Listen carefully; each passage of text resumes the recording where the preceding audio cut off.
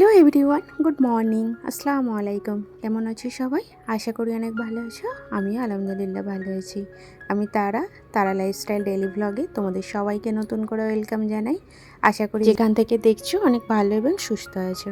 সকালবেলা এই যে আজকে স্টার্ট করছি, কিন্তু এখন ওই 9:10 বাজে। বাবু জাস্ট স্কুলে গেল, আর বাবু স্কুল যাওয়ার পরেই না আমি রোজ ভ্লগটা স্টার্ট করি। কারণ আমার বাবু না ক্যামেরার সামনে কেমন সকালবেলা এমনিই তো ও ঘুমটা ছাড়ে না, তারপরে যদি ক্যামেরাটা মাঝে মাঝে অন করি তো ও কান্নাকাটি চালু করে দেয়। তো বলবে ভিডিও করবে না করবে না। তো সেই জন্য কিন্তু আমি আর সকালে ও রেডি হয় এগুলো শেয়ার করি না, কারণ ওকে অনেক প্যারসে রেডি করাতে হয়। ওর ঘুমটা ছাড়ে না, তো যেহেতু আমাদের লেটে সবসময় ঘুমানো, আর ও হচ্ছে যে সেই বিকেলবেলা যদি একটু ঘুমিয়ে পড়ে তো তাহলে আর সকালের ঘুমটা ওর ছাড়ে না। তো এই হচ্ছে ব্যাপার। যাই হোক, এখানে আমি রুমটা 1 কাপ সকালের কফিটা নিয়ে তো খেয়ে নিলাম, আর তারপর চলে আসলাম এখানে রুমটা ঝাড়ু দিতে। সকালবেলা না আমি যে কোনো একটা যদি না পানি ভিজিয়ে রাখি, আমি না হলে আমার দিনটা যেন শুরু হয় না। তো সেই জন্য এখন বেশিরভাগ সময়টা ব্ল্যাক কফিটাই খাওয়া হয়ে যাচ্ছে। তো নাহলে আমি ওই চিয়া সিড বগেরা এসব মেথি টেথি ভিজিয়ে রাখি, তো রাত্রিতে শুধু ভুলে যাই। ব্ল্যাক কফির টেস্টটা না বেশ ভালোই লাগে।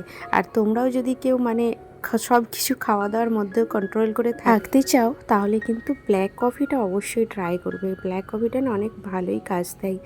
আর আমাদের যেহেতু সবসময় একটু বাইরে উল্টোপাল্টা খাওয়া হয়ে যায়, সেই জন্য কিন্তু একটু নিজে যেটা বাড়িতে পারি তেমনভাবে থাকি ম্যানেজ করে। যাই হোক, সকালবেলা আমার স্কিন কেয়ারটা খুব জরুরি, তো সেটা করে নিলাম। আর এইটা না করেছিলাম, মটরশুঁটির কচুরি করেছিলাম আগের দিনে রাত্রিবেলা। তো হঠাৎ করে অনেক মটরশুঁটি ছিল, তো রাত্রিবেলা করেছিলাম, সেটাই ছিল। সকালে এই যে ওভেনে একটু দিয়ে দিচ্ছি, আর এটা গরম করে খাওয়া দাওয়া করে নেবো আজকে। তো মটরশুঁটির কচুরিটা না এত ভালো হয়েছিল কালকে খেতে, তো গরম গরম হলে একটু বেশি ভালো লাগে। তো যেহেতু ছিল সেই জন্য কিন্তু আজকে আর সকালের নাস্তার কোনো ঝামেলা নেই। তো সাথে একটু চা করে নিলাম। আর এই লুচি পরোটা কচুরি এসব খেলে একটু চা না খেলে যেন হয় না। তারপরেই চলে আসলাম এই যে রান্না করতে। আজকেই রান্নাতে আমি করেছিলাম শেপসা ভাজা। তো এখানে এই যে গরম মশলা, কারি পাতা, কাঁচা পেঁয়াজ সব কিছু দিয়ে ভালো করে তেলটা মশলা কষিয়ে নিলাম। আর এখানে দিয়ে দিয়েছিলাম একটু পেঁয়াজের সাথে ওই জিরা ধনিয়া সব কিছু পিষে নিয়েছিলাম আমি, এগুলো তো পিষে দিয়ে দিলাম। তারপরে লঙ্কা গুঁড়ো, হলুদ গুঁড়ো, লবণ সব কিছু দিয়ে ভালোভাবে মশলাটা কষিয়ে নিয়েছি। আর আগে থেকে কিন্তু ফেফড়াটা আমি ওই ভিজিয়ে রেখেছিলাম গরম পানি আর হলদি পানিতে। তো সেটা এখন ছোট ছোট করে কেটে নিয়েছি, কেটে দিয়ে দিলাম এতে। আর সাথে কিন্তু ডাল করলাম, আর ডাল না হলে না ফেফড়া ভাজাই ভালো লাগে না। আজকে বিকালে না একটু বেরোবো, তো আজকে রাজা বাড়িতেই আছে, সেই জন্য ভাবলাম আজকে একটু বেরোবো।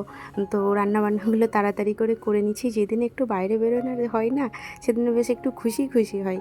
কারণ সারা সপ্তাহ কী হয় জানো তো, আমরা যেহেতু বাইরে একারা থাকি, তো আমার না সেই হিসেবে আশেপাশে কোনো বন্ধু বান্ধবী নেই বলে এমন কেউ আসে যাদের সাথে কিন্তু আমার কথা বলতে ভালো লাগে না। আর হচ্ছে মতলবে চেনে, বিনা মতলবে চেনে না। তো আমার এই সব মানুষদের ফের পছন্দ না। তো সেই জন্য আমি একটু কমই কথা বলি, ভালো লাগে না। এই জন্যই সারা সপ্তাহ 1-2 দিনের অপেক্ষায় থাকি, স্যাটারডে সানডে। তো স্যাটারডে সানডেতে বাইরে টাইরে বেরোই। তো আজকে ওর পাপা বাড়িতেই ছিল, তো সেই জন্য ভাবলাম আমাদের একটু কাজ আছে, সে ভাবলাম চলো আজকে একটু বেরিয়ে আসবো। তো এই যে বিকাল হয়ে গেছে, খাওয়া দাওয়া করে জানালা কাপড়টা বন্ধ করে দিলাম, গাছে পানিটাও দিয়ে দিয়েছি। কারণ কোথাও যাওয়ার আগে যদি জানালা কাপড়টা না বন্ধ করে যাই, বাড়িতে এসে না এত মচ্ছর আসে, তো যার কারণে জানালা কাপড়টা বন্ধ করেই বেরোই। তো এই যে আমি এখন রেডি হতে বসবো। বাবু এখন টিউশন গেছে, তো ও টিউশন থেকে পড়তে আস্তে আস্তে আমার ততক্ষণ কিন্তু রেডি হয়ে নেবো। তো সেই জন্য ওকে টিউশনটায় পাঠিয়ে দিলাম, না হলে কিন্তু আমাকে এত বিরক্ত করে কি বলবো। তো এই যে আমি হয়ে গেছি একদম রেডি। আর কেমন লাগছে জানিও কিন্তু। কোথাও যাওয়ার সময় ঠিক রাজার কাজ পড়ে যায় জানো তো, রেডি হয়ে আমাকে বসিয়ে রাখবে, তার আগে কিন্তু ও কাজ করবে না। অ্যাকচুয়ালি না, ও টাইম সম্বন্ধে না ওর একটু অভিজ্ঞতা কমই আছে। আমি যেমন টাইমের সাথে সাথে চলি, ও টাইমের বিপরীতে চলে। তো এখন রেডি হয়ে বসেছিলাম, তারপরে বলছে দাঁড়া একটু অফিসের কাজ সেরে নিই। তো বাড়িতে বসেও কাজ করে, তো সেই জন্য কিন্তু একটু লেট হয়ে গেল ফের বেরোতে। নাহলে কিন্তু সন্ধ্যায় রেডি হয়ে গেছিলাম। এখন সময় 7:30 বেজে গিয়েছে।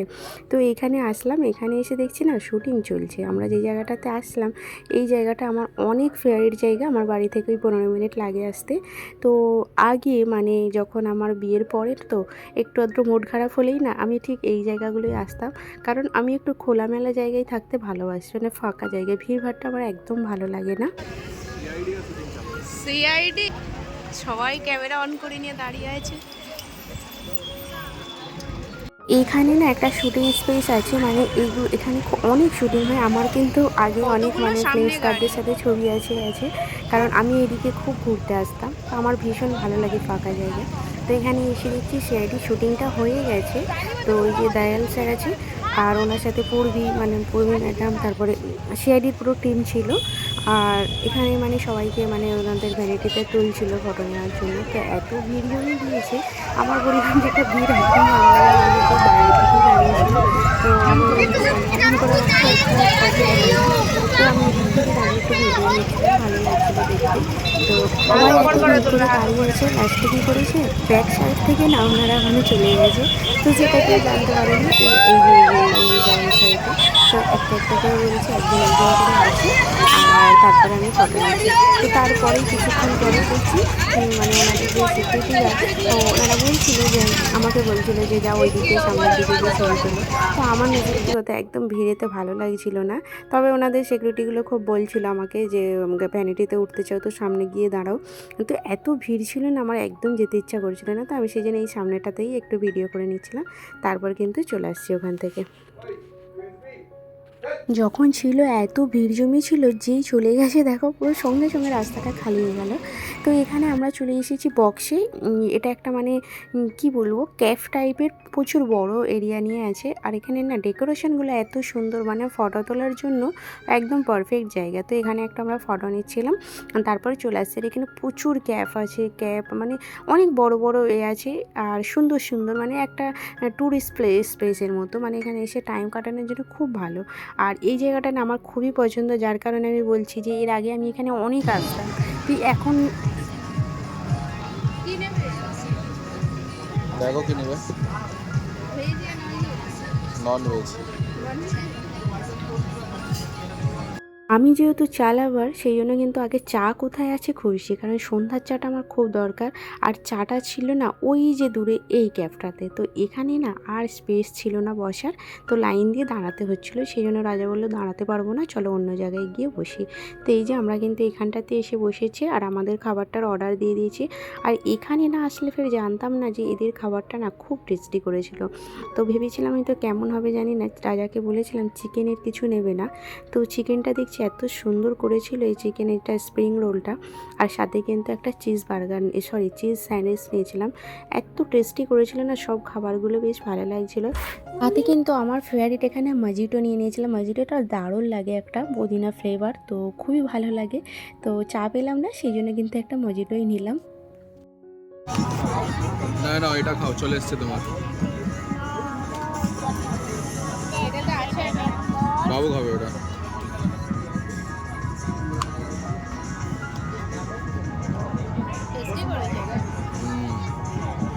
মজিটোটা এত ভালো লেগেছিলো, সেই জন্য আর একটা রাজা অর্ডার করে দিল, বলে নাও খাও, আর খেতে হবে না, ওইটা খুলে খেলে। আমি ঝেড়ে ঝেড়ে খাচ্ছিলাম।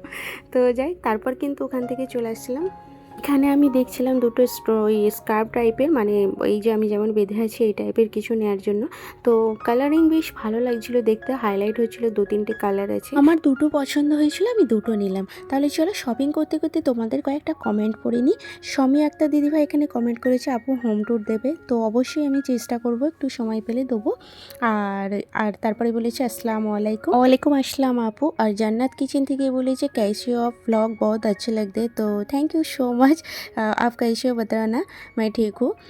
और এখান থেকে মিস কিচেন থেকে বলেছে খুব ভালো লাগলো তোমার সংসারের কাজকর্ম, খুব ভালো গুছিয়ে করো, ভালো থেকো বোন। অনেক ধন্যবাদ দিদিভাই, এইভাবেই কিন্তু তোমরা আমার পাশে থেকো, আর আমি আগে চেষ্টা করব আরও ভালো ভালো ব্লগ মানে দেওয়ার জন্য। আর তুমিও কিন্তু অনেক ভালো থেকো, আর রোজ কিন্তু তোমরা আমার ব্লগ দেখতে ভুলো না। তোমাদের একটা কমেন্ট কিন্তু আমাকে অনেক মোটিভেট করে, আর অনেক ভালো লাগে। শপিং করে বাড়িতে চলে এসেছি, আর দেখতেই পাচ্ছ শুধু আমার কত পার্সেল এসেছে। তো এই পার্সেলগুলো আমি কালকে তোমাদের সাথে ওপেন করে দেখাবো। তো অনেক ভালো লাগবে, কারণ এগুলো আমার কি মানে অনেক কিছু পছন্দের জিনিস আমি অর্ডার করেছিলাম। তো এই ব্লগটা কিন্তু কেউ মিস করবে না। তো কালকে আমি এটা তোমাদের সাথে শেয়ার করব। আমি বাজারে গিয়েছিলাম যখন, তখন কিন্তু 3টে পার্সেল আজকে এসেছে একসাথে। তো মা শুধু ফোন করেই যাচ্ছে পাসওয়ার্ডের জন্য। চেষ্টা করছিলাম সব একসাথে আসলে ওপেন করব। তো সব এসে গিয়েছে, কাল কিন্তু আমি শেয়ার করব। তাহলে চলো আজকের মতো কিন্তু এই ভিডিওটা এখানেই শেষ করলাম। আর কেমন লাগলো কিন্তু অবশ্যই জানিও। দেখা হচ্ছে নেক্সট ভিডিও। টাটা, আল্লাহ হাফেজ।